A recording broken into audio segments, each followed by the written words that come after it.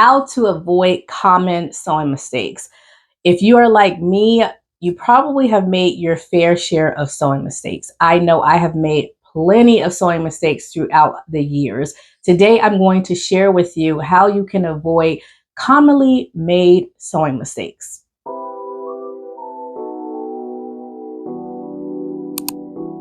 Hi everyone. So if you're joining us for the first time, I'm T and this is my YouTube channel, Crumpets Tea and Sewing, where I share with you sewing reviews, tutorials, pattern reviews, and more. So today we are talking about commonly made sewing mistake. And I'm going to go ahead and get into this list and I'm going to share with you the first mistake, and that is pattern selection. Know your style and know what you like before you go into buying a pattern. If it's a style that you're unsure about or that you just don't know if you're going to actually like that style, chances are you're not going to like your finished garment. So you might as well just save your time and your money and select a style that you know that you love instead of selecting patterns that you are unsure about. Mistake number 2. Size selection and measurements, taking measurements. So I know when I first started sewing, I did not take my measurements. I went by what was on the back of the cover of the envelope and the tissue paper, and I just sewed sizes, and I could not understand why the garments were not fitting me. And that's because I was not taking the time out to measure my bust, my waist, and my hips. Those 3 measurements are so important and key for you to get a good fitting garment. Make sure that you not only take measurements of your bust, your waist, and your hips, but you're also taking measurements of the patterns themselves, because sometimes the patterns are not completely accurate. Never assume that a pattern is 100% accurate. You want to make sure that you account for ease and also seam allowance. And after you take your bust and your waist and your hip measurement, that you make all those calculations and that you know exactly the size that you want to choose. Mistake number 3, pattern testing. A lot of people do not pattern test, and that is a very common mistake. Many people have asked me on the channel in my comment section throughout the years, how is it that I achieve a really good fitting garment? This is the key. Pattern testing. You have to pattern test. Pattern test, pattern test, pattern test. And I'm going to say it one more time for emphasis. Pattern test. Always pattern test your patterns. Never assume that they are 100% correct, because there always are some flaws in the design of these patterns. So make sure that you pattern test your patterns. Also, make sure that you account for the amount of ease that's in the patterns as well, because this is going to save you time and also money and also fabric if you pattern test and you get the size down and you know what your size is before you go into cutting your fabric. I have made so many mistakes with going into a project thinking that I can actually sew a garment and not do pattern testing and just go straight from, just go based off of what's on the envelope or what's on the tissue paper, and I have failed every time I have gone into a project just assuming that those sizes were going to fit me. I almost always was disappointed in the end results. So save your time and save your money. Make sure you do pattern testing because it will save you in the end. Mistake number 4, washing and prepping your fabric. I've made this mistake many times as well. Make sure you wash and prep your fabric. If you don't wash and prep your fabric, you can run the risk of not being able to fit your garment after you have made your garment. Let me explain. A lot of these fabrics that we get have some type of shrinkage to them, especially if you're working with natural fibers like cotton, linen, hemp, any type of fabric like that. They always have somewhere in the neighborhood of 10% to 30, sometimes even 40% shrinkage. So you want to make sure that you wash your fabric so it can shrink before you sew it. Also, prepping your fabric by starching and pressing it. Pressing out all the wrinkles will ensure that you get a really nice, accurate cut and you won't have any regrets later on. So wash your fabric, prep your fabric. It is so important so that you don't have to worry about wasting your money on a garment that you cannot fit after you sew it. Mistake number 5, choosing the wrong needle. Needle selection is very, very important. And believe it or not, there is a needle that is designated for each type of fabric. It is very, very helpful to learn what needles go with which fabric so that way you can actually sew a really great garment that will last throughout the years. If you don't select the right needle for the right type of fabric, you can run the risk of snagging, tearing, or ripping your fabric. Make sure that you sew with the right needle. For example, a chiffon fabric is very, very light in weight, very thin, and very flowy.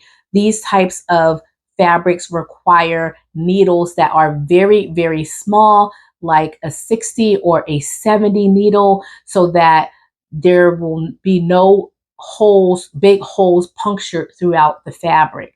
If you select a size 80 needle for chiffon fabric, you're going to rip and snag your fabric.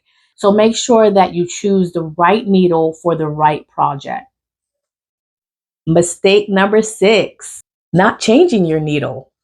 Make sure that you change your needle often. As a rule of thumb, I change my needle after every 2 projects, or if I'm working with a heavy fabric like denim or leather or any kind of canvas, I choose my needle immediately after I finish that project, because needles can become dull, they can become blunt, and this will also make it so that you will rip or snag any fabric that you complete after you've completed that project. So make sure that you change your needles often, and make sure that you're not sewing with a needle that does not accommodate your fabric.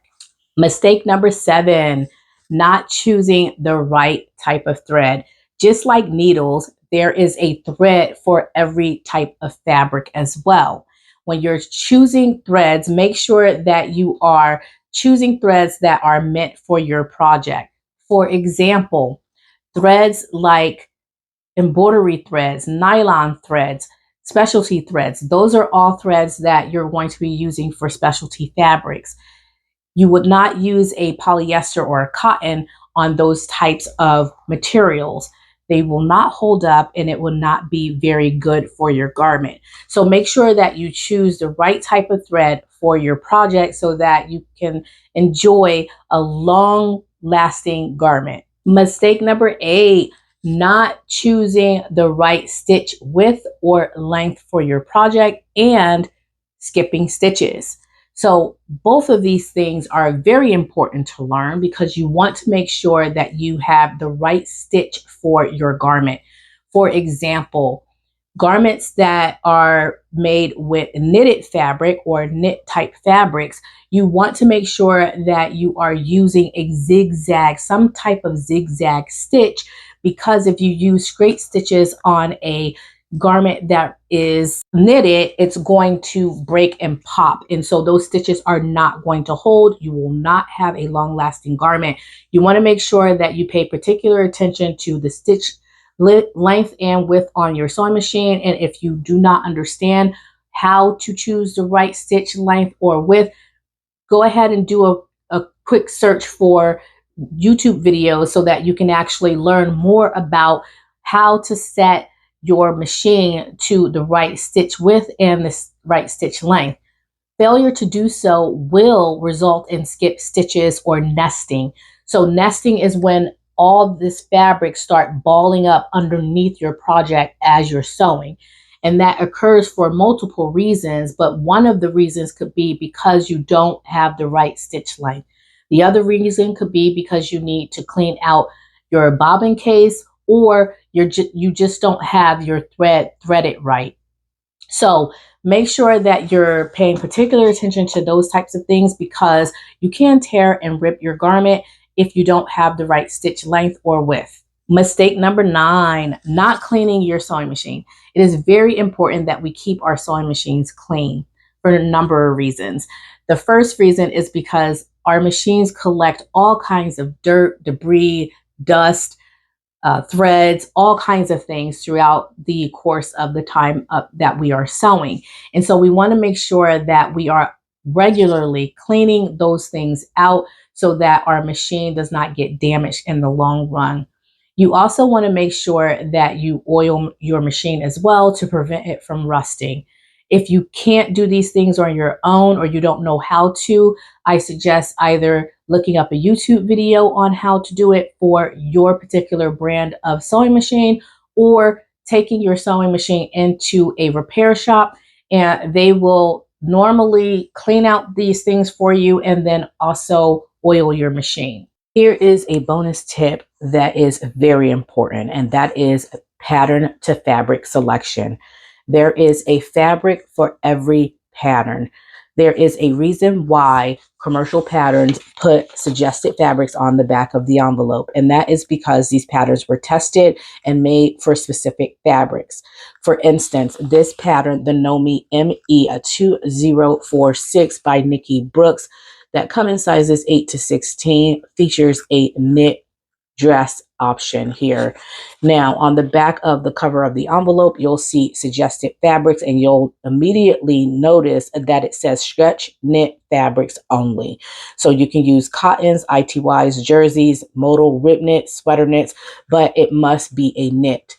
So a knitted fabric is one that has stretch across the width of the fabric and most likely stretch also across the length of the fabric. The amount of stretch that you need for your project is dependent upon each pattern. And usually on the back of the envelope, you'll see a stretch knit rule guide that can help you select what type of fabric you need for your project. Here's a cotton fabric here, and this pattern is a button-up top that come in sizes 10 to 18. It's the Simplicity S3002. And on the back of the cover, you'll notice that the suggested fabrics are lightweight denim.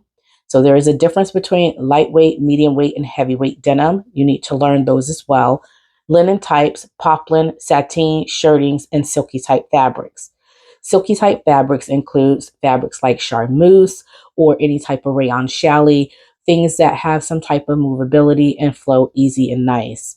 I would suggest with this type of pattern, since it is a more structured pattern, to go with a more stable fabric like a cotton or a linen.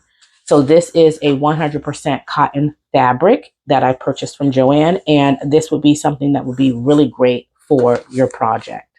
The last example I have here is the Mimi G8655 duster here. You have 2 patterns in this envelope, but for the duster, you can use something like this, which is like a rayon challis that has that move and that drape that I was telling you about.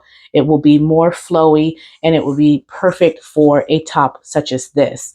On the back of the envelope, again, you'll see that you have your fabric recommendations for view A, which is the top. You can do this in a challis, a charmeuse, a cotton lawn, a double georgette, and silky type fabrics. For view B, which is your pant pattern, they're calling for stretch woven fabrics. So this is going to be like your stretch denim or any type of stretch cotton, your bottom weight type fabrics that have stretch in them. So it's very important that you know your fabrics and that you select the appropriate fabric for each project, because you will not be able to fit your garment if you don't have the right fabric to pattern combination.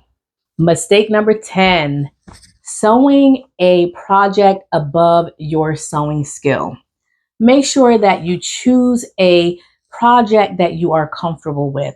Don't select a pattern that has 25 pattern pieces if you're only comfortable with sewing a pattern with 8 pattern pieces. This will leave you discouraged and frustrated and cause high anxiety. Believe me, I've been there, I've done that. So in order to prevent all those negative feelings, I would encourage you to select a pattern that you feel comfortable with sewing at the time. If by chance you selected a pattern based on your comfortability and throughout that project you find that you are no longer comfortable, stop the project and put it to the side for now.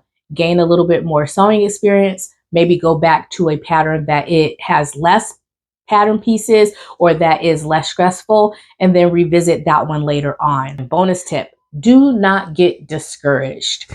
We oftentimes beat ourselves up when we don't have the skills or when we don't make garments that we actually love. Sewing is a journey. It is meant to be enjoyed and also to be therapeutic. Let it work for you. I have loved sewing throughout the years. It have brought me so much joy, and I hope that you can also find joy in sewing as well. So, if you have any recommendations or any common mistakes that we make as sewists, put them in the comment section below and let us know your thoughts. I can't wait to hear from you, and I will talk to you all in the next video. Bye.